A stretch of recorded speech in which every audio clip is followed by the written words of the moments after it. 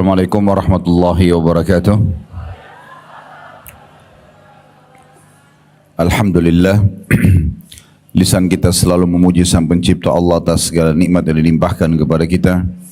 Termasuk Allah masih memberikan kita umur di waktu ini, di hari ini, di mana kita masih punya kesempatan untuk bisa beramal saleh, dan akhirnya kita pun insya Allah bisa menambah catatan amal saleh kita di timbangan amal pada hari kiamat nanti, serta bagi orang yang masih melakukan dosa dan pelanggaran masih punya kesempatan untuk bertaubat kepadanya.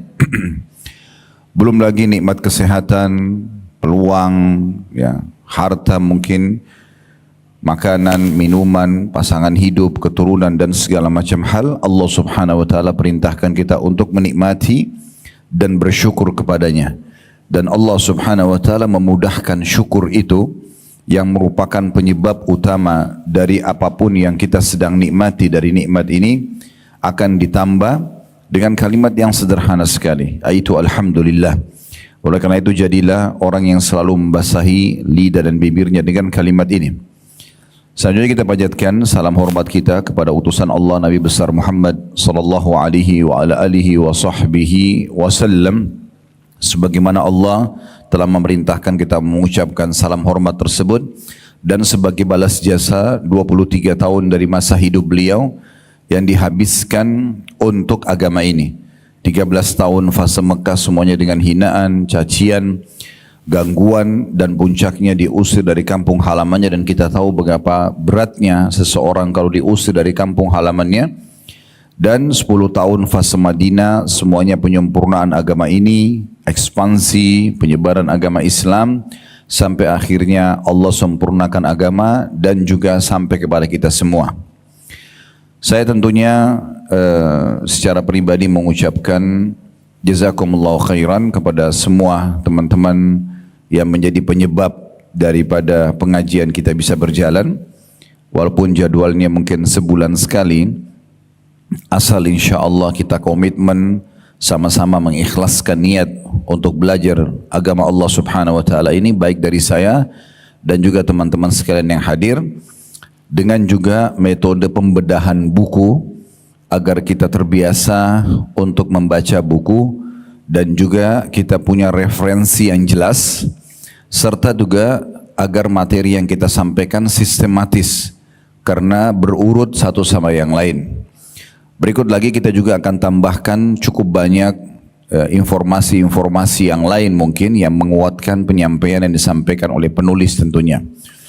Jadi saya berterima kasih kepada Allah Subhanahu wa taala dulu, kemudian kepada seluruh jajaran teman-teman di RSUD Koja ini, dari direksi sampai semua teman-teman staf mungkin yang hadir, tidak bisa saya sebutkan satu persatu. Ataupun mungkin saya tadi dengar ada undangan disebarkan kepada RSUD yang lain. Kalaupun hadir dan siapapun intinya menjadi penyebab, semoga Allah Subhanahu wa taala menjadikan ini tambahan amal bagi Bapak Ibu sekalian. Baik, metode yang kita gunakan bedah buku. Buku yang kita bedah mungkin sudah dibagikan setahu saya, ditulis oleh Hasan bin Ahmad bin Hasan Hammam. Buku ini kalau menurut saya adalah salah satu buku yang sangat bagus, sistematis, ya. Berkumpul di dalamnya banyak sekali ilmu, walaupun sebenarnya mengerucut hanya membahas dua hal, tentang masalah keajaiban sedekah dan istighfar. Dan memang setelah sekian lama Bapak Ibu sekalian saya terjun di medan dakwah ini, subhanallah, makin lama kita terjun, makin sering kita ceramah, maka makin Allah bukakan kunci-kunci rahasia dari seluruh amal yang ada. Dan saya melihat dua amal yang dibedah oleh penulis ini betul-betul mengerucut kepada tiket VIP kita. Saya punya metode dalam membedah buku, tidak tergesa-gesa menyelesaikannya, tetapi bagaimana kita mengambil pelajaran yang besar yang kita berharap nanti menjadi ilmu tambahan buat kita dan juga menambah iman serta semangat untuk kita menerapkan apa yang Allah Subhanahu wa taala turunkan sebagai syariatnya. Bahasa judul ini penting sekali. Keajaiban. Kenapa dikatakan keajaiban? Karena memang dua perbuatan ini betul-betul mendatangkan keajaiban yang luar biasa. Sebagaimana nanti Bapak Ibu akan dengarkan, buku ini dikuatkan dengan dalil-dalil perkataan para salafus salih dan juga realita di lapangan bagaimana sedekah dan istighfar banyak sekali menyelesaikan perkara-perkara dalam kehidupan manusia. Kalau yang pegang buku di depan setelah judul keajaiban sedekah dan istighfar, di bawahnya ada kanker ganas sembuh lewat sedekah. Lalu koma sungguh ajaib. Ya. Di situ ada penjelasan walaupun tulisannya agak kecil. Saya masih membahas covernya dulu ya. Dikatakan seorang kaya raya terserang kanker ganas, sehingga para dokternya memvonis tidak ada jalan kecuali mengamputasi sebagian anggota tubuhnya. Bagi teman-teman di rumah sakit tidak asing dengan kanker ini. Dalam suasana campur aduk antara rasa sakit, harapan sembuh, dan vonis amputasi itu, dalam suatu perjalanan pulang dari konsultasi aktif di rumah sakit, dia tertegun melihat seorang nenek tua renta yang memungut tulang-tulang dan potongan-potongan daging kecil di sebuah tempat pemotongan hewan demi menyambung hidup. Oleh karena itu, dia membantunya dan bersedekah kepadanya. Doa pun terlanturkan dan terpanjatkan dari mulut si nenek untuknya. Hingga ketika beberapa hari kemudian, ketika dia kembali ke rumah sakit menjalani operasi, dokternya terperanjat heran. Apakah Anda berobat ke rumah sakit lain? Titik-titik. Maksudnya kisah ini masih bersambung dan ada di lembaran dalam buku ini. Ya. Ini maksudnya supaya salah satu hal yang diangkat oleh penerbit, oleh penulis untuk menjelaskan ini loh pemicu yang bisa Anda nanti dapatkan informasi di dalam. Kisah selanjutnya itu orang ini lalu ke rumah sakit yang sama. Pada saat akan diadakan operasi dan dicek ternyata kankernya sudah bersih total. Karena dia mengeluarkan pada saat itu uang semua yang dia miliki di kantong di saat itu.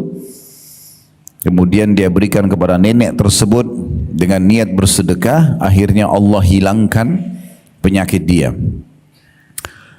Kemudian di sebelah kirinya ya, ada keutamaan istighfar juga dikutip ya, oleh penerbit dan penulis ini. Beristighfar adalah pintu ampunan, pintu rezeki, pintu kesembuhan, menurunkan hujan, mendatangkan kemakmuran hidup, bahkan menghentikan kemandulan. Ada sejumlah kisah nyata di sini yang akan membimbing Anda untuk jujur mengatakan maha benar Allah dengan firman-Nya. Beristighfar kepada Rabb kalian. Sebagaimana Allah sebutkan dalam surah Nuh ayat 10 sampai ayat 11 terjemahannya, beristighfarlah kepada Rabb kalian, niscaya Dia-nya besar kata ganti Allah, akan mengirim hujan kepada kalian dengan lebat, maksudnya untuk memenuhi kebutuhan kalian dengan air itu. Tumbuh-tumbuhan jadi tumbuh, hewan-hewan jadi hidup, manusia jadi hidup. Kemudian membanyakkan atau memperbanyak harta benda dan anak-anak kalian, dan juga menjadikan kebun-kebun, bahkan menciptakan sungai-sungai untuk kalian. Jadi di sini dari cover buku ini Bapak Ibu sudah diberikan secara umum kenapa penerbit menerbitkan buku ini dan penulis kenapa menulis judul keajaiban sedekah dan istighfar, karena dia nanti penulis akan menceritakan kepada kita kisah-kisah nyata dan itu betul terbukti, serta siapapun yang mengikuti contoh itu dari rutinnya bersedekah dan seringnya beristighfar, dia akan melihat keajaiban dalam hidupnya. Saya sarankan Bapak Ibu sekalian, kalau punya buku seperti ini, biasanya kalau yang hadir di pameran buku atau ke toko buku, ada saja daya tarik untuk kita beli. Cuma masalahnya di tengah-tengah masyarakat kita, daya bacanya masih rendah. Kita malas sekali baca.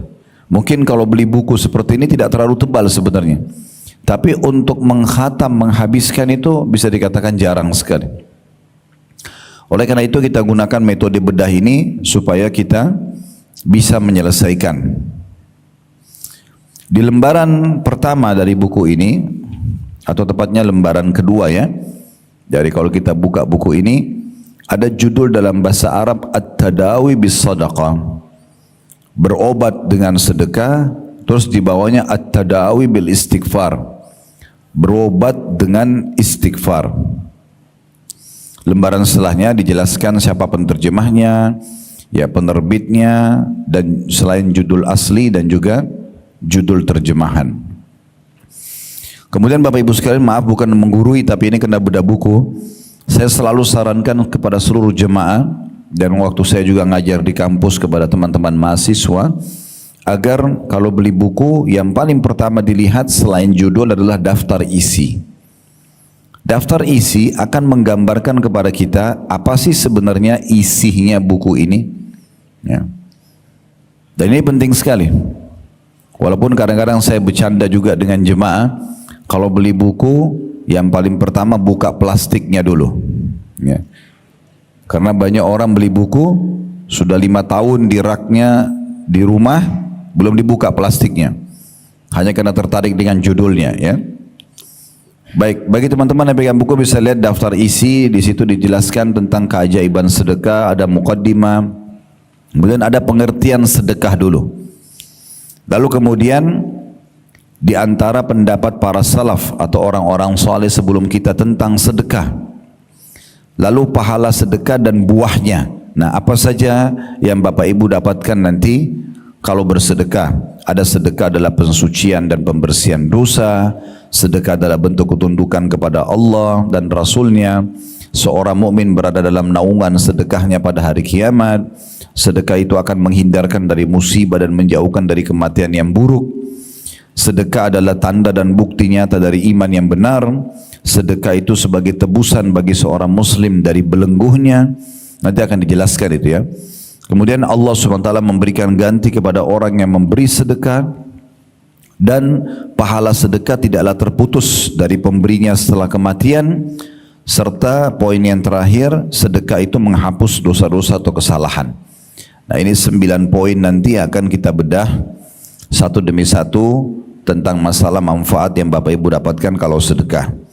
Dan perlu Bapak Ibu garis bawahi, kita dalam Islam sangat dianjurkan kalau ingin mengerjakan sebuah perintah ibadah. Saya sudah tekankan di pengajian kita yang perdana ya, di bulan lalu.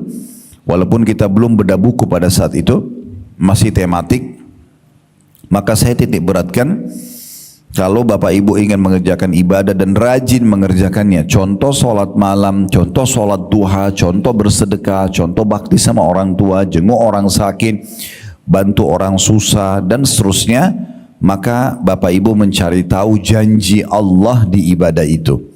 Kalau bahasa ceramah biasanya fadilahnya. Karena Bapak Ibu pastikan tidak ada satupun perintah agama untuk mengerjakan satu perbuatan kecuali pasti ada janji yang akan Bapak Ibu dapatkan. Sholat duha dapat apa, sholat malam dapat apa, sedekah dapat apa, haji dan umroh dapat apa, semua punya keutamaan. Dan pasti Allah kasih. Karena salah satu sifat Allah, innallaha la yukhliful mi'ad. Allah tidak akan pungkiri janjinya. Jadi 9 poin nanti yang akan dibahas itu adalah hal-hal yang Bapak Ibu akan dapatkan dengan mengerjakan sedekah. Dan saya pribadi Bapak Ibu sekalian menyarankan ini ya, coba praktek dengan penuh keyakinan sedekah ini, seriusi. Dan jadikan dia betul-betul sebagai sebuah pendekatan diri kepada Allah Subhanahu wa Ta'ala. Dan tidak main-main memang, betul-betul sedekah ini bisa menambah rezeki. Sedekah bisa menyembuhkan penyakit. Sedekah bisa memecahkan perkara-perkara yang sedang membebani kita, yang kita merasa itu adalah sebuah beban hidup. Bapak Ibu kalau hadapin masalah tidak selesai, selain berdoa, cari orang miskin, sedekah. Bahkan nanti akan kita pelajari Bapak Ibu sekalian, sedekah itu bisa meredam murkahnya Allah. Jadi kalau kita buat dosa, kemudian dosa itu pasti akan ada konsekuensi hukuman. Selain kita tobat kepada Allah, sedekah menghilangkan hukuman yang bisa datang karena efek daripada perbuatan pelanggaran kita itu. Kemudian juga di situ ada petunjuk Nabi SAW tentang sedekah dan beberapa contoh daripada sedekahnya Nabi SAW, sedekahnya Abu Bakar, sedekahnya Uthman, sedekahnya Abdullah bin Umar, sedekahnya Aisyah Ummul Mukminin, sedekahnya Ummul Mukminin Zainab binti Jahash, sedekahnya Abu Dahdah, sedekahnya Abu Talha atau infaknya. Jadi ini contoh-contoh dari sahabat pada saat mereka bersedekah sehingga kita bisa mencontohi mereka. Dan yang terakhir dibahas dalam keajaiban sedekah adalah berobat dengan sedekah. Nah, ini sangat relevansi sekali dengan teman-teman di rumah sakit ini. Saya sarankan apalagi Anda seorang muslim ya, usahakan Bapak Ibu sekalian pada saat kita bertugas, apakah jadi perawat, apakah dokternya sendiri ya, kalau interaksi dengan pasien, maka kita bisa menitipkan pesan dakwah pada mereka. Jadi bukan hanya sekedar tulis resep, selesai, periksa, selesai. Tapi bagaimana justru kita mendakwahi mereka, mengingatkan kalau yang menciptakan kita Allah, yang menciptakan penyakit ini Allah, dan yang bisa menyembuhkan Allah. Yang pertama kami sarankan Bapak Ibu berdoa kepada Allah, ya, sambil introspeksi diri, muhasabah, beristighfar kepada Allah. Coba dekatkan diri kepada Allah. Kalau ada rezeki, makanan, uang, pakaian disedekahkan. Niat untuk hilangnya penyakit tersebut, lalu sempurnakan dengan resep ini. Jadi kita dahulukan memperbaiki hubungan dia dengan Allah Subhanahu wa ta'ala. Itu penting. Subhanallah, saya jarang melihat ini terjadi pada orang-orang muslim. Tapi saya pernah berdakwah ke Irian waktu itu beberapa tahun yang lalu ya, mungkin sudah 12-13 tahun yang lalu. Saya temukan beberapa dokter yang beragama Nasrani pada saat itu ya. Mereka dokter-dokter muda yang dapat ditugaskan di sana sambil mengobati pasien, termasuk orang-orang muslim, sambil selalu ada pesan ya, nanti Bapak yang sembuhkan, bahasa mereka. Dan itu hak mereka dalam mendakwakan agama mereka. Tapi kenapa kita umat Islam yang jelas-jelas kita bertauhid, mengesahkan Allah yang Maha Kuasa, kita meyakini dia tidak beranak, tidak diperanakkan, dia Maha Kuasa dan dia adalah penyembuh ya, dan dia raja yang sebenarnya, tidak menitipkan pesan ini kepada pasien kita atau kepada ya orang-orang yang kita kenal mungkin dari kerabat, agar mengingatkan itu penting sekali. Berapa banyak pahala yang teman-teman medis ini bisa dapatkan pada saat pasien datang, diingatkan dulu kepada Allah Subhanahu wa ta'ala. Jangan lupa bahkan titip pesan saja, nanti kalau minum obat baca bismillah ya, nanti dengan tangan kanan ya, sambil berdoa kepada Allah agar ya disembuhkan. Karena obat dan dokter bukan penyembuh, tapi berusaha untuk membantu. Yang menyembuhkan adalah Allah. Titipkan pesan dakwah itu, sehingga dia kalau melakukan nanti di rumah, Bapak Ibu akan panen pahalanya. Nah itu pesan juga yang bisa kita dapatkan. Kemudian di terakhir bahasan tentang sedekah nanti, itu cukup banyak kisah-kisah nyata. Ada mengobati luka nanah dengan sedekah akhirnya sembuh. Sedekah menyebab sembuhnya seorang ibu, nanti ada kisahnya di sini titik-titik. Allah menyembuhkan kanker, tadi itu yang kita sempat bacakan sebagian kisahnya. Selamat dari kejadian tragis karena sedekah. Para dokter berkata harapan sudah tidak ada, tanda kutip, sedangkan sedekah berkata harapan kesembuhan masih ada.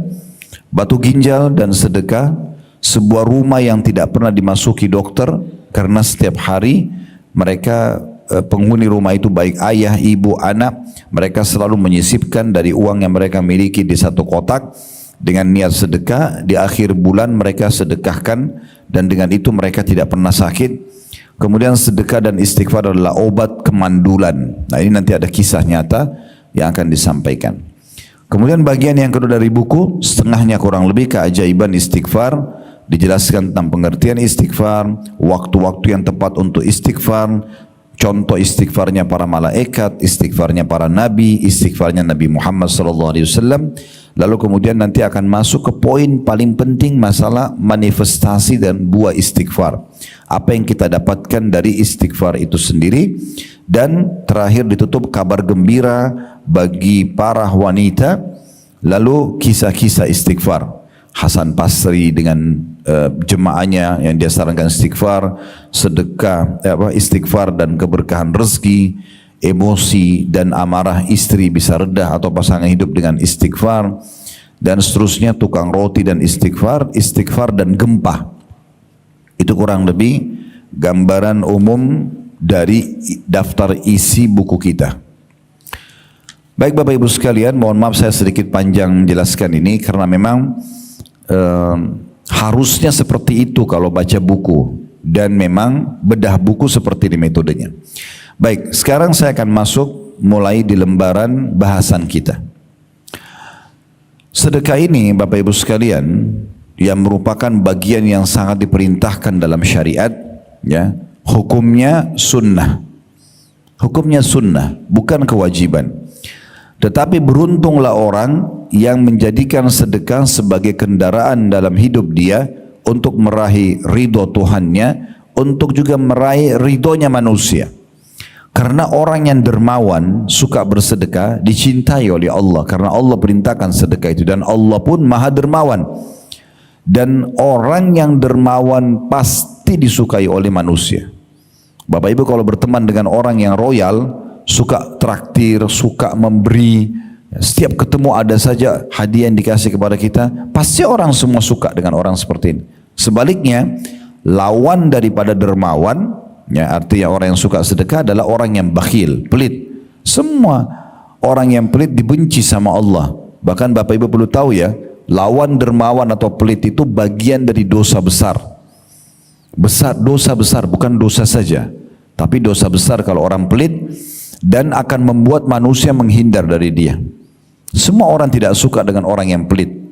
Kalau ada orang mungkin paras wajahnya biasa saja, postur tubuhnya biasa saja, tapi dia sangat dermawan, suka berbagi kepada kita. Bahkan mungkin roti pun yang dia beli satu tetap dibagi dua antara dia sama temannya misalnya. Pastikan orang ini walaupun mungkin kurang secara fisik akan disukai oleh manusia, dan dia disukai oleh Tuhannya dan akan dapat pahala dengan sedekahnya. Tapi kalau orang cantik, gagah, bahkan punya jabatan yang tinggi pun, tapi kalau dia pelit, bakhil, maka akan dibenci oleh Allah karena dosa besar dan dibenci juga oleh manusia. Ya, ini perlu digarisbawahi. Teman-teman kalau ikuti kajian kami, setiap Rabu malam di blog kami itu ada kajian dosa-dosa besar. Salah satu yang disebutkan oleh penulis-penulis buku dosa besar, kami sudah pernah bedah sampai tuntas kurang lebih 120-an kalau tidak salah dosa besar. Imam Az-Zahabi rahimahullah boleh masukkan salah satu babnya bakhil atau pelit dosa besar. Juga Syekh Muhammad Munajjid dalam buku Al-Kabair beliau juga menyebutkan masalah itu. Syekh Muhammad bin Abdul Wahhab yang sedang kami lanjutkan bedahnya sekarang, buku ketiga yang berlanjut sudah 176 kalau tidak salah dosa besar, juga menyebutkan pelit bagian daripada dosa besar. Karena pernah ada seseorang tokoh masyarakat di masa Nabi SAW itu diangkat menjadi kepala suku. Orangnya tampan, bersih, badannya kekar, berwibawa. Kalau dia pakai baju tuh kelihatan rapi dan punya kedudukan, diangkat oleh masyarakatnya atau sukunya menjadi kepala suku. Waktu kepala suku yang sebelumnya meninggal, lalu ada beberapa anggota kepala suku itu datang kepada Nabi SAW. Nabi tanya, karena kepala suku mereka meninggal, siapa kepala suku kalian sekarang? Disebutlah Fulan bin Fulan, namanya orang yang tadi tampan, bersih, berwibawa, badannya kekar, pakaiannya rapi, bahkan dia kaya raya. Lalu kata Nabi SAW yang ditanya, bagaimana kepribadiannya? Mereka mengatakan, dia tampan ya Rasulullah, dia rapi, dia bersih, dia wangi, dia kaya, dia berwibawa, hanya saja pelit, gak suka memberi, perhitungan. Maka Nabi SAW mengatakan, Semua kebaikan tadi, kelebihan fisik, kedudukan, kekayaan, itu Nabi nggak bahas. Itu semua hilang hanya karena perkataan anggota sukunya, tapi sayangnya dia pelit. Kata Nabi SAW, penyakit jiwa apa yang lebih berat daripada pelit itu sendiri? Bapak Ibu sudah tahu belum? Pernah di zaman Nabi Muhammad SAW ada seorang bapak ikut sholat bersama Nabi SAW. Namun subhanallah penampilannya, bajunya lusuh, rambutnya kusut, penampilannya kelihatan tidak terawas dan tidak terurus, seperti orang yang susah. Dan ini biasanya terjadi pada orang yang tidak punya harta. Dia tidak ada uang untuk beli baju, tidak ada uang untuk merawat rambutnya, tidak ada uang untuk menyehatkan tubuhnya, misal. Maka Nabi SAW selepas sholat datang kepada orang tersebut. Pertanyaan pertama Nabi begini, kau punya harta enggak? Orang itu mengatakan, ada ya Rasulullah. Nabi tanya, apa harta kamu? Dia bilang, saya punya kuda, saya punya unta, saya punya domba. Di masa itu, ini berarti orang kaya. Apa kata Nabi SAW? Kalau begitu, mana kamu dari bekas nikmat Allah pada dirimu? Allah enggak suruh kau pakai baju begini, enggak suruh rambutmu berantakan begini. Allah mau kau perlihatkan nikmat Allah pada dirimu. Pakai baju yang layak, sisir rambut yang rapi, ya, tubuh yang segar, penampilan yang bagus. Jangan biarkan citra nama baik kita rusak. Orang lain menilai karena kita tidak bisa merawat diri kita. Kenapa teman-teman sekalian Allah berikan kita rasa gerah, dan di saat kita lagi gerah gak nyaman? Kenapa Allah berikan kita perasaan kalau mandi segar, bahkan ide kita jadi lebih brilian, kita jadi lebih percaya diri ketemu sama orang, agar kita selalu mandi, jaga kebersihan itu. Kenapa kita pada saat pakai baju rapi kita percaya diri? Kenapa kita kalau pakai baju yang robek atau kusut kita merasa kurang percaya diri? Kenapa kita pada saat wangi mulut, habis sikat gigi, percaya diri bicara sama orang? Kenapa pada saat kita habis makan atau kurang wangi mulutnya kita tidak percaya diri? Kenapa jenazah dimandikan padahal sebentar lagi sudah dibungkus kain kafan akan dimakan oleh tanah? Semua orang tahu. Benda apapun kita masukin ke dalam tanah, ditutup sama tanah, itu akan habis nanti. Ada belatung tanah, ada ulat tanah, habis. Dan Nabi SAW sudah bilang, semua jasad kalian akan dimakan oleh tanah, kecuali tulang ekor kalian yang darinya Allah akan bangkitkan kalian. Tapi kenapa harus dimandikan? Kenapa pakai kain kafan baru? Toh dia sebentar lagi akan hancur badannya. Kenapa kita nggak geletakin aja begitu? Karena Allah mau kita selalu dalam kondisi bersih, rapi, menunjukkan nikmat Allah Subhanahu wa taala. Dan sedekah yang paling afdal adalah sedekah pada diri sendiri. Diri sendiri, kita mulai dari diri kita, ya. Kata Nabi SAW kepada seorang sahabat yang pernah mengatakan, ya Rasulullah, saya punya harta, dirham. Kalau kita sekarang uang, duit saya ada. Siapa orang yang paling pantas saya sedekahkan? Kata Nabi SAW, dirimu dulu. Diri kita sendiri. Beli pakaian yang pantas, ya. Beli mungkin sabun dan sampo yang bagus, beli sepatu yang bagus, yang penting tidak mubazir, tidak berlebihan. Tapi jangan juga hinakan diri kita. Kita berada di tengah-tengah, sesuai dengan kebutuhan bukan keinginan, ya. Jadi betul-betul kita harus tahu masalah ini, supaya jangan sampai kita keliru. Ya. Nabi SAW sangat senang kalau ada orang yang berpenampilan, dan beliau sendiri mencontohkan itu. Beliau sendiri suka dengan bersih dan rapi, ya. Dan beliau juga seringkali tampil di hadapan para sahabat dengan rapi dan bersih. Kalau pernah dengar Abu Hanifah rahimahullah, ini salah satu dari 4 imam madhab. Ada Imam Abu Hanifah, Imam Malik, Imam Syafi'i, Imam Ahmad. Ini 4 madhab yang sekarang umat Islam umumnya di dunia mengikuti madhab mereka, ya, atau susunan, ya, hukum syariat yang sudah mereka susun sebagai sebuah panduan bagi umat Islam. Abu Hanifah ini terkenal sekali kalau dia lagi jalan satu tempat wangi, dia bersih, ya. Kalau dia tampil pengajian, dia selalu coba tampil prima, ya, sebagai contoh bagi orang. Sampai kalau beliau lewat, itu orang-orang tahu, oh, Abu Hanifah baru lewat sini karena wanginya tercium. Abu Hanifah ini pernah habis sholat, dia temui ada satu orang di masjidnya yang sama tadi mirip dengan kejadian Nabi. Orangnya agak kusut penampilannya, kurang rapi. Lalu kata kata Abu Hanifah, coba kamu pergi ke sejadah saya di mihrab. Kebetulan Abu Hanifah imam masjid di situ. Beliau mengatakan pada orang itu, coba kamu ke mihrab, angkat sejadah saya, di bawahnya ada sebuah kantong, bawa ke sini. Maka orang itu datang ke sana, diambil kantong tersebut lalu dia bawa. Rupanya isinya uang cukup banyak. Maka kata Abu Hanifah, ambillah, perbaikin hidupmu. Sebagai sedekah dari Abu Hanifah. Orang itu mengatakan, wahai imam, kalau imam gitu kita sekarang kiai, ustadz ya. Wahai imam, saya orang kaya. Abu Hanifah heran, kau orang kaya, tapi kenapa penampilanmu seperti ini? Lalu kata Abu Hanifah menyebutkan hadis Nabi SAW, Inna Allah yuhibbu an yara athara ni'amih ala abdi. Allah suka melihat bekas nikmat pada hambanya. Jadi itu dulu yang perlu diperhatikan, sedekah penting untuk diri sendiri. Yang penting jangan berlebihan dan ingat sumbernya halal. Kemudian yang kedua, mulai dengan orang-orang yang terdekat kepada kita.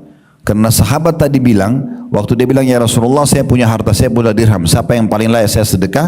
Kata Nabi SAW, dirimu sendiri. Lalu dia bilang, kalau saya masih punya lagi, sudah selesai, kebutuhan saya sudah terpenuhi. Kata Nabi SAW, anakmu. Lalu dia mengatakan, kalau saya masih punya, istrimu. Kalau saya masih punya, pembantumu. Kalau saya masih punya, kata Nabi SAW, engkau lebih tahu setelah itu. Jadi memang bab sedekah ini adalah bab yang diperintahkan sekali dalam agama Islam. Untuk diri kita, untuk lingkungan kita. Dan sebagaimana saya bahasakan tadi teman-teman, kita kalau terbiasa sedekah, pahalanya besar melimpah. Sebagaimana tadi garis besar sudah saya bacakan daftar isi, apa yang kita dapatkan kalau sedekah. Ya. Yang paling sederhana, semua yang Bapak Ibu keluarkan akan bernilai ibadah di sisi Allah Subhanahu Wa Taala karena sedekah perintah. Dan yang kedua, pasti Allah ganti. Pasti Allah ganti. Salah satu dari 9 poin itu ada pasti Allah mengganti sedekah kita. Kalau Bapak Ibu ingin memperhatikan dalilnya ada disebutkan dalam surah Saba, surah nomor 34 ayat 39. Potongan ayat wa ma anfaqtum min syai'in fahuwa yukhlifu. Yang kalian keluarkan di jalan Allah pasti akan diganti. Ini masalah sedekah. Nah mulai sekarang teman-teman coba jadikan sedekah sebagai sebuah program hidup. Sehingga kita meraih pahalanya, kita meraih balasannya, Allah akan gantikan. Dan mulai dari diri kita, kemudian orang-orang di sekitar kita. Ingat, orang yang dermawan dicintai Allah, sebaliknya. Lawan dermawan orang yang pelit dibenci oleh Allah, bahkan bagian daripada dosa besar. Baik, kita akan mulai teman-teman di halaman 5, ya, itu ada pengertian sedekah. Apa sebenarnya sedekah itu? Sedekah menurut bahasa atau etimologi kata penulis adalah sebuah kata benda yang dipakai untuk suatu hal yang disedekahkan atau dikeluarkan. Kata tersebut diambil dari unsur huruf shad, dal dan qaf, sadaqah, ya. Dan dari unsur as-sidq atau jujur. Diambilnya kata sedekah karena sedekah itu menunjukkan pada kebenaran atau kejujuran penghambaan kepada Allah. Jadi orang yang sedekah itu mau memberi di jalan Allah itu karena dia jujur dalam memberikan pemberiannya kepada Allah. Selama itu dia jujur, dia mau raih pahalanya, maka itu namanya sedekah. Kalau dia keluarkan riya, tidak dianggap seperti sebuah sedekah. Al-Jurjani, ini salah satu ulama berkata, sedekah adalah sebuah pemberian yang diharapkan ganjarannya dari Allah Subhanahu wa Ta'ala. Artinya kalau orang sedekah hanya untuk dipuji oleh manusia atau tidak berharap dibalas oleh Allah, berarti bukan sedekah. Jadi yang sedang kita bahas pengerucutan makna atau definisi dulu supaya jelas. Jadi semua yang Bapak Ibu keluarkan di jalan Allah atau karena Allah, dan salah satu indikasinya karena dia ingin mengejar pahala dari Allah dan tidak berharap unsur timbal balik. Kita beri makanan, kita beri pakaian, kita beri uang, tidak berharap pujian, tidak berharap balasan dari orang tersebut. Kalau orang itu kita beri makan, dia balas makanan, kita beri pakaian, dia balas pakaian, itu pemberian boleh kita terima, tapi bukan itu target kita. Kalau karena Allah kita tidak akan berharap balasan kecuali dari Allah. Itu makna definisi sedekah di mata para ulama. Kemudian dikatakan sedang Ar-Ragib. Ar-Ragib ini Al-Asfahani, nama seorang ulama juga berkata, sedekah adalah harta yang dikeluarkan oleh manusia dengan maksud ibadah. Jadi kapan dia keluarkan harta bukan niat ibadah, berarti bukan sedekah.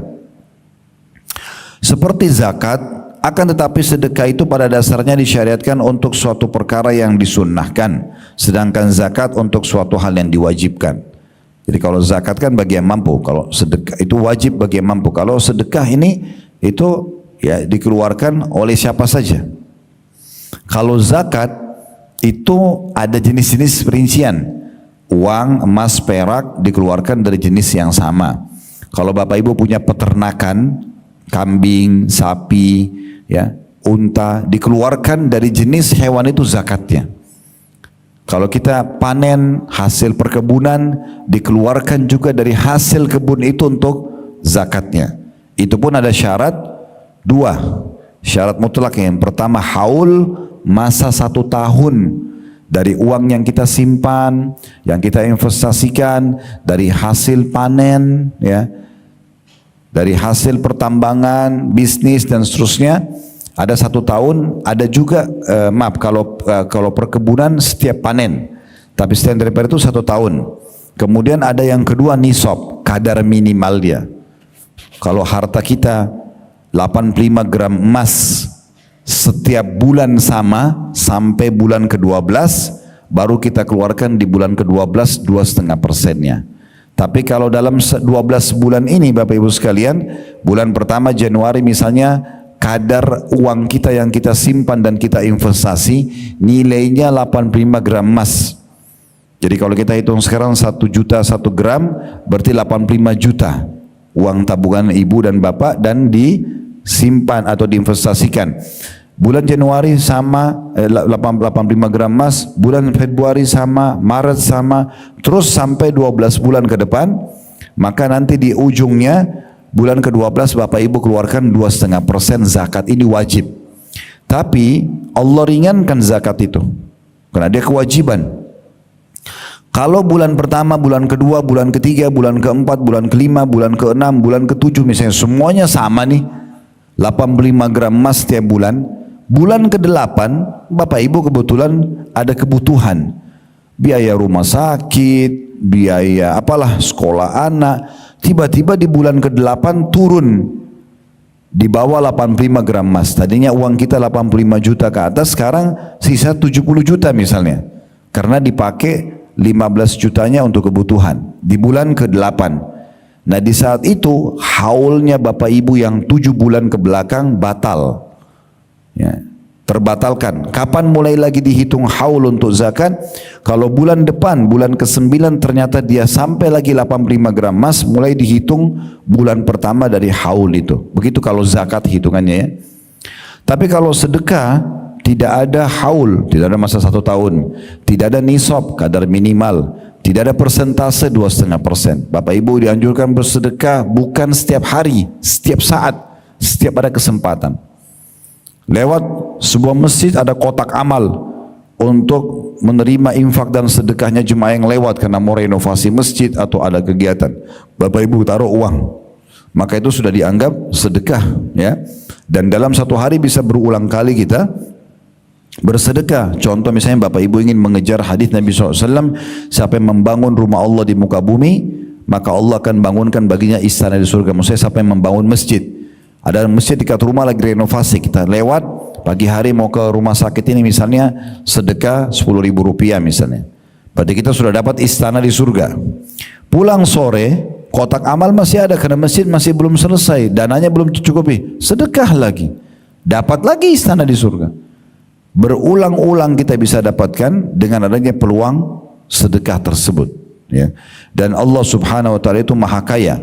Allah kalau membalas Bapak Ibu sekalian, bukan kita keluarkan 10.000 Allah kasih 10.000, tidak. Allah akan kasih banyak hal. Bisa Allah kembalikan harta, Allah kasih berlipat-lipat ganda, atau Allah berikan misalkan dengan 10.000 sedekah kesehatan 1 tahun atau 2 tahun tidak sakit, atau Allah berikan keberkahan anak jadi bakti, atau tadinya mandul bisa melahirkan, bisa hamil dan seterusnya. Banyak hal yang Allah kasih dari sedekah tersebut. An-Nawawi, ini nama ulama juga, berkata disebut sebagai sedekah adalah karena ia merupakan sebuah bukti atas kepercayaan pelakunya Ya, maksudnya percaya kalau ini adalah perintah Allah dan percaya akan ada balasannya. Kebenaran atau dalam kurung sidq, keimanannya baik lahir maupun batin, maka sedekah itu adalah keyakinan dan kebenaran imannya. Ini tentang definisi sedekah. Sekarang kita dengarkan Bapak Ibu sekalian di halaman selanjutnya yang ke-6, ini penting sekali tentang di antara pendapat para salaf tentang sedekah. Bagaimana orang-orang soleh sebelum kita, salaf maksudnya orang terdahulu sebelum kita, dari kalangan sahabat, dari tabi'in, tabi'in, orang-orang sebelum kita, bagaimana mereka memandang sedekah. Tolong sedikit fokus supaya kita lebih ambil manfaat. Bagaimana mereka memandang sedekah itu, sehingga mereka bisa konsisten selalu bersedekah. Ada persepsi kita nanti yang kita coba perbaikin di Indonesia yang keliru, ya. Maksudnya bukan Indonesia, umumnya umat Islam lah. Kita akan mulai statement pertama diangkat oleh penulis, perkataan Umar radhiyallahu anhu. Beliau mengatakan sesungguhnya amal-amal, maksudnya amal soleh itu saling berbangga-bangga diri. Sholat, haji, ya, bakti sama orang tua, semua saling berbangga diri. Lalu sedekah berkata kepada semua amal soleh yang lain, saya adalah yang paling baik di antara kalian. Berarti menandakan dari statement Umar radhiyallahu anhu ini, sedekah itu kedudukannya bila dibandingkan dengan amal-amal soleh yang lain ini sangat tinggi. Karena dia menunjukkan bukti keimanan seseorang hamba kalau Tuhannya memerintahkan dan akan memberikan balasan. Kemudian statement yang kedua, Abdul Aziz bin Umair rahimahullah berkata, solat itu akan menyampaikan dirimu setengah perjalanan, puasa menyampaikan dirimu kepada pintu sang raja. Solat setengah perjalanan, puasa akan membawa kamu ke pintu istana sang raja, maksudnya Allah subhanahu wa ta'ala. Sedangkan sedekah akan menyampaikan dirimu ke hadapan raja tersebut. Jadi luar biasa. Kalau dalam statement ini berarti menandakan sedekah itu seperti puncak daripada ibadah itu semuanya. Jadi kalau mau tahu orang itu betul-betul tulus dalam sholatnya, tulus dalam puasanya, dia sedekah nggak sih? Karena sedekah itu pembuktian terhadap keimanan.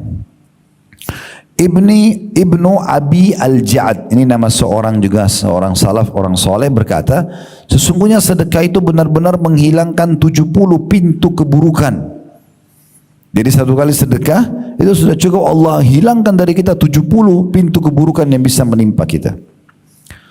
Kemudian Yahya bin Mu'adz rahimahullah berkata, tidaklah saya mengetahui suatu biji yang bisa mengimbangi gunung di dunia ini kecuali sedekah. Maksudnya sedikit dikeluarin, sedekah sepotong roti, sedekah sesendok nasi, misalnya 1.000 rupiah, itu udah cukup nilainya bergunung-gunung nanti pada hari kiamat. Asy-Sya'bi, ini sama juga salah satu ulama berkata, barang siapa, nah ini metodenya ya, bagaimana, tadi itu kan semua tentang kedudukan sedekah, mulai dari perkataan Asy-Sya'bi, setelahnya ada Al-Laits, ada Al-Fudail bin Iyad. Ini cara kita memandang sedekah. Yang tadi saya bilang teman-teman, harus kita ubah persepsi kita. Kalau kita selalu punya persepsi, orang minta nih, lagi di jalan, Anda naik mobil atau naik motor, ada orang ulurin tangan. Lalu kita punya persepsi, oh dia butuh dengan saya. Makanya kita dengan cueknya menolak dia. Karena kita anggap dia butuh. Atau kita memberikan uang tanpa melihat wajahnya pun. Mungkin ada orang naik mobil, begitu orang minta bantuan, kaca mobil turunkan sedikit, dia mungkin cuma jepit uang 500 rupiah atau 1.000 rupiah dikeluarkan. Ya, seakan-akan menghinakan si penerima itu. Ingat, ini persepsi salah. Lalu bagaimana persepsi yang benar tentang sedekah? Balik, yang butuh dengan sedekah tersebut adalah saya, bukan orang miskin itu. Jadi kalau ada orang miskin yang minta, kita harus tanamkan dalam diri kita, saya yang sedang butuh. Karena kalau dia tidak datang orang ini, saya mau sedekah kemana? Dia menerima uang yang kita kasih 1 juta rupiah, 500 ribu, 100 ribu, 10 ribu, 5 ribu, misalnya 1000 rupiah pun kita kasih ke dia, nilai itu dipakai sama dia, beli air mineral, beli roti, beli kebutuhan dia, bayar utangnya misalnya, dia pakai, habislah. Tapi kita dalam teori agama kita, agama Islam, nilai ini sedang dibawa ke timbangan amal kita nanti. Bahkan bukan cuma seperti itu, dilipat gandakan. Nah, perhatikan statement yang menarik dari Asy-Sya'bi rahimahullah. Ya. Beliau mengatakan barang siapa yang tidak memperlihatkan bahwa dirinya lebih butuh kepada ganjaran sedekah.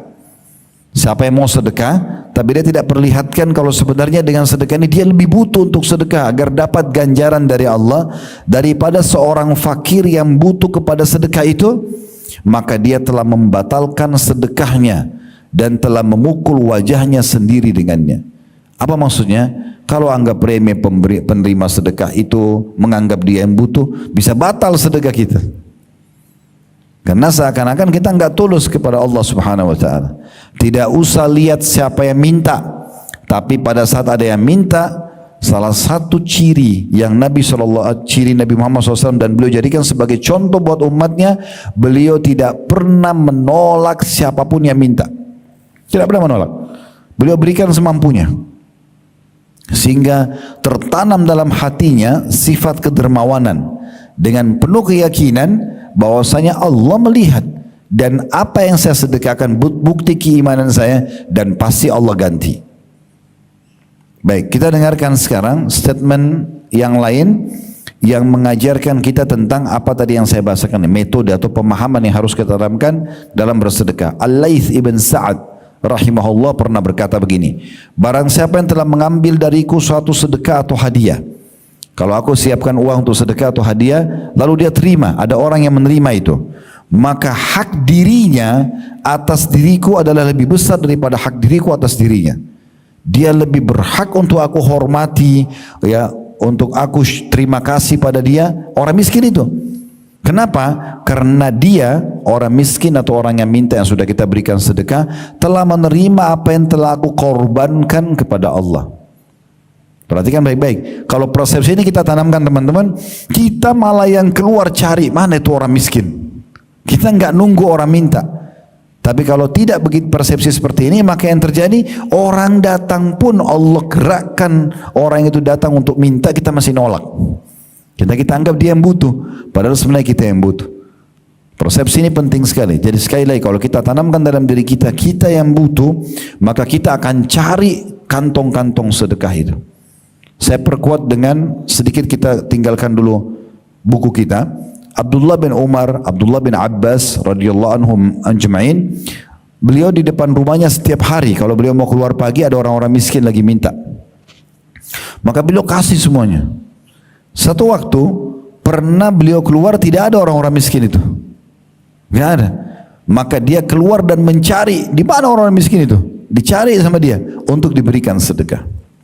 Ingat, pahala sedekah pun bertingkat-tingkat Bapak Ibu sekalian. Kalau seandainya ada orang begini, dia didatangi orang fakir, minta dikasih sama dia, itu level sedekah. Ada yang lebih tinggi? Ada. Apa itu? Bapak ibu yang keluar cari orang miskin itu. Memang kita keluar bawa uang, ingin sedekah, itu puncak daripada pahala sedekah. Kalau bapak ibu hanya tunggu orang yang datang minta kepada kita, kalau anda tinggal di satu komplek yang mewah misalnya, ada security-nya, kita keluar dari rumah komplek langsung masuk pintu tol, lalu ke tempat kerja. Kapan ketemu orang miskinnya? Sehingga kita harusnya mencari kantong-kantong itu. Kita harus tanamkan kalau kita sangat butuh dengan sedekah itu. Perhatikan sini perkataan Fudail bin Iyad rahimahullah. Ini perkataan yang sangat menarik. Jadi Fudail bin Iyad ini seorang ulama tabi'in yang terkenal dengan kesolehannya. Dia pernah menyiapkan beberapa bungkusan, ya, untuk disedekahkan, dan setelah dia berikan kepada orang-orang itu, dia berkata begini, berkata kepada orang-orang yang telah menerima sedekahnya, ya, orang sudah terima lalu pergi, dia bilang sama orang-orang di sekitarnya, mereka orang-orang yang menerima sedekah saya itu membawa perbekalan-perbekalan kita menuju akhirat tanpa upah sedikit pun, hingga mereka meletakkannya di atas timbangan di hadapan Allah hari kiamat. Coba renungin yang saya katakan ya. Kita kalau kasih orang itu 1 juta rupiah, 100.000 rupiah misalnya, kemudian dipakai untuk kebutuhan dia tadi saya bilang, habislah. Bagi dia sudah habis, dia beli makanan, dia beli pakaian, habis. Tapi bagi kita tidak. Nilainya itu dibawa oleh orang ini, dia penyebabnya ketimbangan amal kita hari kiamat. Dengan itu kita bisa dapat. Ini persepsi harus ditanam benar-benar ini, sehingga kita selalu merasa kita yang butuh dengan sedekah itu. Dan dengan ini kita tidak akan pernah menolak siapapun yang minta sama kita, kasih saja. Ya. Kemudian ada statement selanjutnya. Ini statement Ali bin Abi Thalib yang perlu juga kita renungi. Nanti kita tutup dengan ini ya. Insya Allah nanti tentang pahala sedekah dan buahnya kita akan bahas di pertemuan akan datang ya. Kita bahas statement ini. Jadi statement Ali bin Abi Thalib ini Bapak Ibu sekalian menjelaskan kepada kita poin penting. Apa itu? Kalau Bapak Ibu sedang Allah kasih kayak sekarang, Masya Allah teman-teman punya profesi, pekerjaan. Ada jabatannya ya. Bekerja misalnya. Nah pekerjaan ini teman-teman sekalian mendatangkan income buat kita. Fahami baik-baik, berarti Allah sudah memberikan rezeki kepada kita. Siapa yang diberikan seperti ini, apalagi kalau sampai besar gajinya, atau dia bahkan selain kerja punya usaha, punya income tambahan. Harta itu bukan hanya buat kita, ada hak orang lain di situ. Jangan pernah pelit ini. Jadi kalau kita punya tabungan 100 juta itu bukan punya kita sendiri. Buktinya kita kalau mati pada hari itu juga, itu jadi hak orang lain bukan? Jadi warisan. Ya kan gitu. Jadi bukan punya kita. Gunakan buat kita secukupnya, selebihnya sedekahkan. Kasih ke orang. Pasangan hidup, ke anak, suami kasih istri. Istri punya kelebihan, boleh gak kasih suaminya? Boleh. Walaupun bukan kewajiban bagi perempuan. Kasih ke anak, kasih ke pembantu, kasih ke tetangga. Perhatikan Ali mengajarkan kepada kita. Statementnya adalah, barang siapa yang telah diberikan suatu harta oleh Allah, maka saran beliau, dan ini hukum syariat, hendaklah ia menyambung kekerabatan dengannya. Justru perkuat silaturahim dengan uang itu. Ingat orang tua kita di kampung, kirimkan mereka sedikit dari gaji kita. Ya, ada saudara kita yang butuh bantuan, mungkin ada janda saudara kita, mungkin ada yang duda, mungkin ada yang masih butuh biaya sekolah. Kita punya kelebihan, kasih ke mereka. Hendaklah dia menyambung kekerabatan dengannya, memperindah jamuan untuk tamunya. Jadi begitu dia punya kelebihan harta, jamuan kita lebih baik lagi. Kalau tadinya kita pas-pasan, kita cuma bisa kasih sepotong kue atau roti sama air, sekarang Allah sudah berikan lebih rezeki. Kasih dia nasi box, lebih bagus lagi kasih tambahan buah, perindah jamuan buat tamu. Tujuannya untuk apa? Supaya harta itu jadi berkah. Allah akan kasih tambahan nanti dengan itu.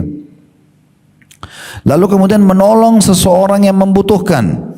Kemudian membebaskan tawanan. Ya, di masa dulu kalau ada peperangan, supaya tawanan bebaskan ditebus ya. Kemudian Ibnu Sabil itu orang terputus jalan. Ada orang dari Surabaya datang ke Jakarta, dirampok di terminal, datang ke kita, saya mau pulang mas, saya mau pulang pak, saya mau pulang bu, mbak, tolong bantu saya transportnya 30.000. Oh ya silakan, langsung kasih. Dia pulang kita dapat pahalanya gitu. Jangan bilang setan bisikin nih, kayaknya dia bohong nih. Kita terima lagi bisikan itu, iya kayaknya bohong. Negosiasi sama syaitan. Tugas kita kalau ada kesempatan untuk sedekah, eksekusi, bukan negosiasi. Langsung selesai. Nggak usah pikirkan orang itu jujur atau tidak. Innamal a'malu bin niat. Semua sesuai dengan niatnya. Bapak ibu kalau sedekah dapat pahalanya. Kalau si penerima itu bohong, dia pakai kaki palsu lah, dia pakai tangan palsu, dia bohong, dia sesuai dengan niatnya. Nggak usah khawatir. Saya pernah jelaskan di pertemuan perdana kita dulu, kalau di ruangan ini ada orang bawa proposal masjid. Ini Bapak Ibu sekarang ada proposal masjid, kita mau pakai, mau bangun, nyumbang 100 juta, kita nyumbang semuanya rame-rame, keroyokin. 2 hari 3 hari kemudian, sebulan kemudian kita dengar ternyata itu penipu. Dia bawa lari uang itu, rugikah kita? Demi Allah tidak. Innamal a'malu binniat. Niat kita sedekah bangun masjid sudah dapat pahala di sisi Allah. Kita dapat istana di surga walaupun masjidnya belum dibangun. Dia kena menipu akan dihukum sama Allah, enggak usah khawatir, Allah itu Maha Adil. Ya, ini statement perlu sekali difahami. Saya kembali ulangi ya. Kata Ali bin Abi Thalib, barang siapa yang telah diberikan suatu harta, hendaklah dia menyambung kekerabatan dengannya, memperindah jamuan untuk tamunya, menolong seseorang yang membutuhkan, membebaskan tawanan, ibnu sabil orang terputus jalan, membantu orang-orang fakir miskin, para mujahidin, dan ini garis bawah ini penting banget nih, dan dia bersabar atas musibah yang menimpa hartanya. Ternyata harta yang kita punya, gaji yang kita punya, hasil bisnis kita yang kita punya, di situ ada hak kita, ada hak orang lain untuk kita bantu, dan akan ada ujiannya. Kita utangin orang dia tidak bayar, itu ujiannya. Kita investasi rugi, ditipu orang, itu ujiannya. Sabar. Semua orang akan melalui itu kalau diberikan harta. Jadi jangan heran. Itu kata beliau, jadi bersabar atas musibah yang menimpa hartanya, karena dengan perkara-perkara itu dia akan memperoleh kemuliaan dunia dan akhirat. Dia akan mendapatkan, bisa memenuhi kebutuhannya dan akan dapat balasan besar nanti di akhirat. Ya kan gitu. Yang terakhir di sini ada dua statement ya. Ada satu statement ya. Maaf, cuma tinggal satu di sini, tapi nanti di paragraf terakhir ada juga statement yang menarik untuk dibahas. Kita tutup dengan ini. Statement Abu Hatim rahimahullah, seorang ulama tabi'in. Beliau memberikan perumpamaan supaya kita faham. Beliau mengandalkan perumpamaan antara bakhil, orang pelit, dan dermawan. Ini kan tidak bisa ketemu, seperti minyak sama air. Orang dermawan suka memberi, royal. Ingat, royalitas, dermawan akan mendatangkan loyalitas. Enggak akan ada loyalitas orang baik dengan kita bersahabat, pasangan kita sayang sama kita, anak-anak patuh, tanpa ada royalitas enggak bisa. Loyal itu akan datang kalau royal dulu. Kita mau semua orang dengar kita, tapi pelit, gimana caranya? Enggak bisa muncul loyal tanpa royal, enggak bisa. Ya, itu penting sekali. Abu Hatim berkata, bakhil, orang yang pelit itu adalah sebuah pohon di neraka. Karena dia dosa besar kan, penyebab masuk neraka. Bakhil sebuah pohon di neraka, sedang ranting-rantingnya ada di dunia. Maka barang siapa yang bergelantungan pada salah satu dari ranting-ranting itu, niscaya ia akan menjerumuskannya ke dalam neraka. Sebagaimana kedermawanan itu adalah sebuah pohon di surga di mana ranting-rantingnya berada di dunia. Dermawan, pohon di surga, rantingnya di dunia juga. Dan barang siapa yang bergelantungan pada salah satu ranting-rantingnya, niscaya ia akan membawanya ke surga, dan surga itu adalah tempat orang-orang dermawan. Apa maksudnya? Neraka tempatnya orang-orang bakhil. Ya. Ada jemaah saya buat kesaksian begini teman-teman, banyak sekali nih. Setelah saya bahas tentang sedekah, mereka baru tergugah dan mereka praktikin. Ada sampai bilang sama saya begini, Ustaz, semenjak saya dengar ceramah Ustaz, saya jadi ketagihan sedekah. Karena betul apa yang disampaikan, setelah sedekah Allah datangkan rezeki yang tidak masuk di akal. Makin besar saya keluarkan, makin besar datang. Ingat, mau dapat ikan paus pakai kapal tanker. Kalau pakai kail kecil nggak bisa. Ya? Celengan masjid lewat kasih 2.000, minta kesehatan, keturunan, keselamatan 2.000 rupiah. Bakhil. Kasih sesuai dengan kadar permintaannya, gitu kan? Makin besar kita keluarkan, maka makin besar responnya dari Allah Subhanahu wa taala. Makanya pernah Nabi SAW berkata kepada Asma binti Abi Bakar radhiyallahu anhuma. Ya, jadi Asma pada saat mau mengatur sedekahnya dia mau keluarkan, Nabi ingatkan, la tuki fayukallahu fayukillahu alaiki atau fayukallahu alaiki. Jangan kau perhitungan, keluarkan. Royal aja jalan Allah kasih. Kalau kau perhitungan, Allah juga akan perhitungan denganmu. Ini perkataan Nabi SAW kepada sahabat, kasih keluarin. Abdurrahman ibn Auf, Bapak Ibu sekalian, pernah kedatangan keuntungan 1 peti emas. Dia bingung mau diapakan nih? Sedekahin. Besok datang 2 peti. sedekahkan semuanya. Datang 3 peti, nggak pernah miskin dia, nggak pernah miskin. Nah, siapa yang membuat kita selalu ragu teman-teman? Saya kan kalau punya uang 10 juta, saya sedekah 1 juta ke anak yatim, kan secara rasional sisa 9 juta dong. Itu perhitungan kapitalis, mereka nggak pakai iman. Kalau kita beda, 1 juta saya keluarin, itu investasi. Allah akan ganti minimal 10 kali lipat, bahkan lebih daripada itu. Sebagaimana Allah jelaskan dalam Al-Quran, man ja'a bil hasanati falahu asyru amsalihha. Siapa yang mendatangkan satu kebaikan, Allah akan balas 10 kali lipat. Tapi jangan hitungannya begini ya. Oh, kalau saya sekarang kasih cadangan masjid 1 juta, bantu orang tua saya atau kerabat 1 juta, berarti hitung-hitungannya saya dapat 10 juta dong. Bukan. Itu kalau Bapak Ibu batasi rezeki cuma duit. Bisa saja 1 juta itu Allah bukakan kita ya jabatan yang lebih baik di tempat kerja. Mungkin keselamatan dan kesehatan 10 tahun. Mungkin juga datang uang. Ya. Jadi nggak boleh kita patokan, oh kalau gitu saya harus datang juga 10 juta. Bukan begitu. Itu kalau sama manusia, saya investasi sama kamu 10 juta, saya harus dapat 1 juta lah. Apalagi itu bab riba, nggak bisa. Tapi rezeki itu sangat luas. Baik, sebagai penutup di sini, apabila salah seorang, kata penulis, dari orang-orang soleh didatangi oleh seorang fakir, seraya meminta sedekah kepadanya, ini orang-orang dulu yang sudah faham ini, setiap ada orang miskin datang, bukan cemberut, bukan langsung su'dzon, sangka buruk. Apa yang terjadi? Maka mereka akan mengatakan pada orang-orang miskin itu, selamat datang wahai orang yang hadir untuk membawakan perbekalan kami kepada Rabb kami. Jadi lihat orang miskin senyum gembira, syukur kamu ada, nih ambil, bawa ke sana ketimbangan amal saya, gitu. Kalau kita kan digodain syaitan untuk dibisingin sama syaitan, takut, rugi, benar gak orang ini? Itu syaitan semua, membuat kita khawatir. Janji Allah benar, janji syaitan itu palsu, ya. Dan yang dimaksud, kata penulis dalam penutupannya, dengan perbekalan itu adalah berupa kebaikan dan amal-amal yang mendekatkan diri kepada keridhaan Allah Subhanahu wa taala.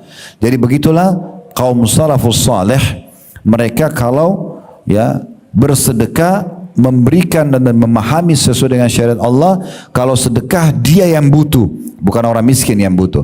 Dan dia yakin makin besar dia berikan ke jalan Allah, makin besar juga Allah SWT berikan kepada dia. Ya, jadi seperti itu gambarannya. Allahu a'lam. Semoga bermanfaat. Subhanakallahumma bihamdika asyhadu an la ilaha illa anta astaghfiruka wa atubu ilaik. Wassalamualaikum warahmatullahi wabarakatuh.